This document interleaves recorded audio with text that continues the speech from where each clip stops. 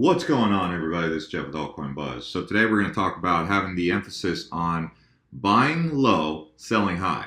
And this video that we're going to review here is going to apply to many things in life, in many scenarios in finance, and approaches to pretty much everything that you're going to do that requires you to get a good deal, buy on sale, etc. And so in looking at the market and what we've just gone through, many of you are probably walking away from this saying, wow, man, I can't believe I bought Tron at 28 cents on an all-time high because I FOMO'd into it.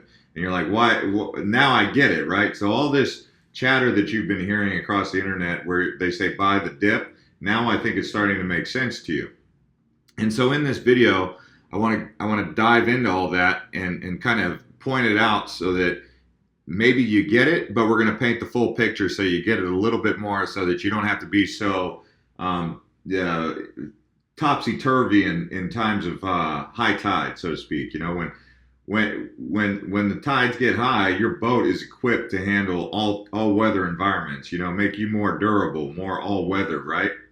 So in this case, we just watched the market peel back. We're still definitely way off all-time highs. If we just look, you can see we're still way down. I mean, we're on a dip still, and I don't think we're fully out of the woods yet, and we won't know when we're fully out of the woods until Bitcoin starts to really fully run again. But we are finding levels of higher resistance or higher support, as you can see.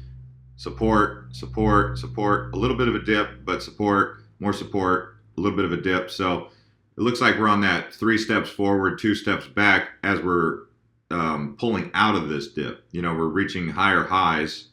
You can see that higher peak, higher peak, higher peak, higher peaks.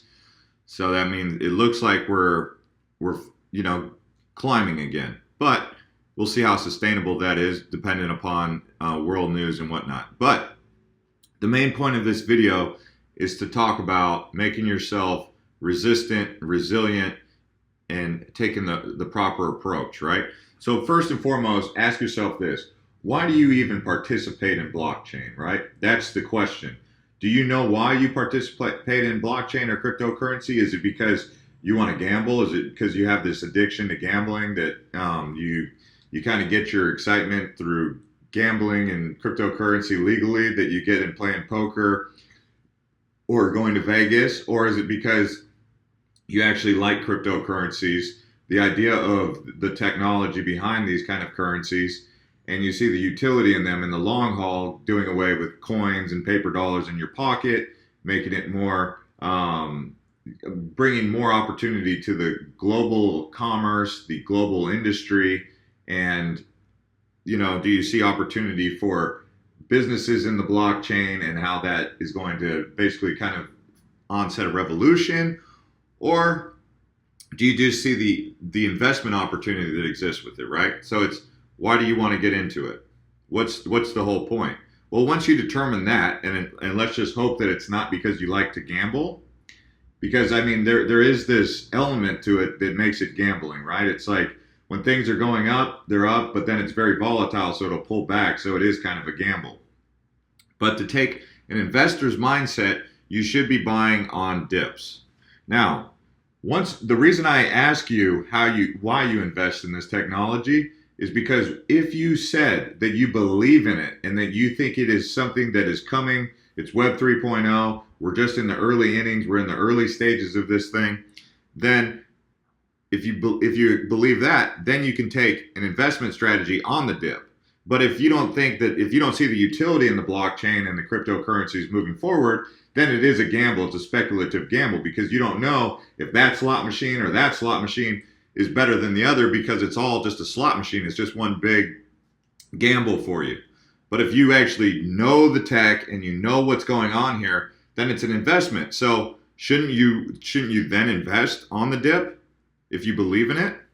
You know, it's like saying, should you buy that house? Should you buy the house when the market is high, or should you buy the house when the market is low, right? Do you believe that America is going down the tubes and that you know, if you buy the house low that you won't be able to see your investment return? Or do you believe that America is just in a recession and that it's going to recover, and then when it recovers, your home value is going to go up. It's that same kind of approach. That's why I'm saying this kind of dynamic of buy low, sell high can exist in multiple different scenarios. Where I really got my first take in it was in 2008 when the stock market went down. They called it the recession. And I watched Ford stock, Goldman Sachs, Citibank, all these stocks that were once really high went way down. And I remember I was confronted with the idea of like, wow, could America really be, because, they would talk about the collapse of the dollar, the collapse of the petrodollar and all that. And I was kind of buying into it. I was saying, man, could America collapse? I was like, what would happen? So I didn't fully invest like I should have. Like people were telling me, they said, you could get Citibank and Ford stock for very cheap right now if you just invest and are patient and wait. But I didn't because I wasn't sure, because I was buying into those conspiracy videos on the internet that were telling me that America, the dollar is going to collapse. And I'm not saying the dollar's out of the woods, but if I would have just taken out the investment, I would have watched my portfolio go way up. I mean, even in 2012, 2013, there was still a great opportunity in the stock market. So I have that experience with the stock market that can apply to this, understanding that it definitely is the best to buy when it's on a dip. So a lot of people say, I remember this one line that seemed to resonate with me for many years now. They said, people panic when the market crashes, right? When the recession happened. And they said, but for some, it's a buying opportunity. It's an opportunity to get in really cheap. And that's why they say the rich got richer and the poor got poorer. The poor sold and panicked and lost their homes and all that. And the rich were investing in all those homes that the poor were giving up. Now, does that make it right? Do we like to see people who are poor get poorer and rich get richer? Well, the point is if you know that dynamic exists, which one do you want to be? The poor getting poorer or the rich getting richer? I mean, you can only account for yourself and mind your own business, right? So if you're minding your own business, if Dave the barber, Joe the plumber go out of business, Jerry the electrician stays in business because he's minding his own business and doing what he has to do for his own business, right? You can only really safeguard your own private equity, so to speak. So what we're saying here is, if you believe in the blockchain technology, why not invest on the dip? Why not? So if it's still down, we know that it's been up to here, $701 billion, sitting at $583 billion. We've also seen it even as high as, I want to say, $820 billion. If we look at the $830 billion.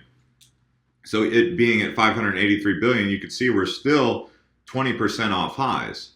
Now, when will we revisit those highs? I don't know. But now this isn't professional financial advice, and all I'm doing is getting you thinking about things in life that we've seen historically about all economies. I mean, one of the things we know about the stock market is that it has crashed. But what is the stock market doing? It is still around, right? What do we know about the housing market? The housing market has crashed several times. So crashes do happen. And what you can do is prepare for these crashes. So that's going to lead me to my next point. And I think we're all going to have to pay attention to this. Consolidating our positions at all-time highs. Instead of saying, well, man, I've got 10 times gains here, myself included. I had 10 times gains on several of my positions that are no longer 10 times gains. But I was holding out for 20 to 30 to 50 times gains. But looking back on it, I said, man, if I would have just consolidated more, I consolidated maybe 10 to 15% of my positions. But if I would have consolidated maybe over 50%, I'd be sitting in a real great position right now. But I didn't. So looking back on it, I'm probably going to consolidate. Another thing that people are doing that can work out to your advantage is everything that you invest in the market, once you go to 2 to 3 times that, so let's say you put in 20,000. Once you get to 60,000 or even 40,000, just pull your 20,000 out and just play with the house money, right? Now, if everybody did that, there would probably, I don't know how the opportunity would look. Not everyone can pull out house money, but at least people who watch this channel or watch any channels like this could think like that. They could say, well, once I've gotten my return plus some, at a safe point, and I see that we're at an all-time high. So when you see this thing climbing to all-time highs, that's usually a good time for you to consolidate and just consider taking out your initial investment. That way you're just playing with house money, so to speak. And I don't mean to say playing with house money because that would mean that we're gambling. But what I'm saying really is you're getting your initial investment out of the market, and now you're working with profit. Okay? And that's the main mantra of what I'm trying to deploy here is proper investment strategies to prepare for all weather scenarios, whether it be a blizzard or, obviously you can't prepare for big waves, rogue waves. If it's a super tsunami, there's nothing you can really do, right? But just making these simple adjustments and taking the right approach can really help get you more secure and stable in the market, to where it's not going to be such a topsy-turvy ride where you're like, oh man, am I going to lose all my money? Because once you consolidate your initial investment and you get that back, then you're going to be a lot more prepared for what's coming without as much emotion involved, because then you're just working with profit only.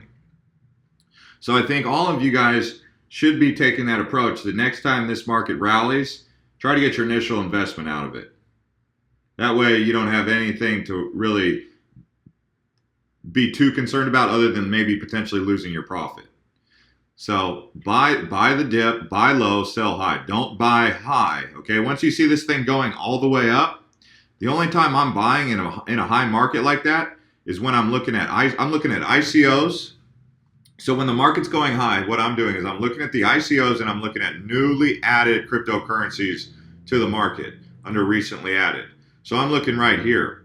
I'm not looking to get into positions like when Cardano is sitting up here. I'm not trying to FOMO into Cardano. I'll wait for, once I know that Cardano hits 126, I'll wait for it to pull back, and then I'll consider jumping in at maybe 68 cents or even 90 cents. But realizing that I have to be patient with that because it will revisit its all-time high, assuming that we stay in a bull market. So people who were FOMOing into Ripple at $3, they were in a real tough mental state for a while there. I mean, we watched Ripple hit, 357. Then it went down to like 99 cents. I think I saw it, 105 thereabouts. Yeah, 94 cents. If you bought in at 358, which is an all-time high for Ripple, when it went down to 94 cents, you must have been questioning everything about Ripple. Well, unless you've been doing this for a while, then you would have said, well, now I just have to buckle down and wait for the market to recover.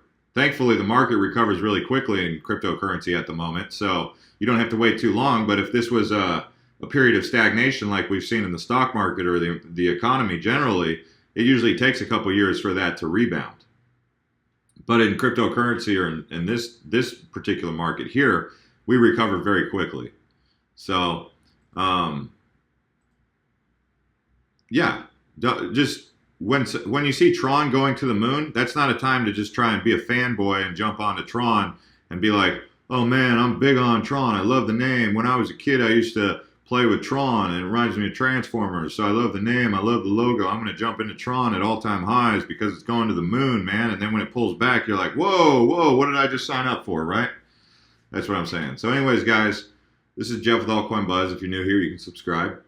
If you like videos like this, you can click the bell and get notified when videos like this drop. You can also follow us on Twitter at AltCoinBuzzIO and Instagram at AltCoinBuzz. And we'll see you guys next time.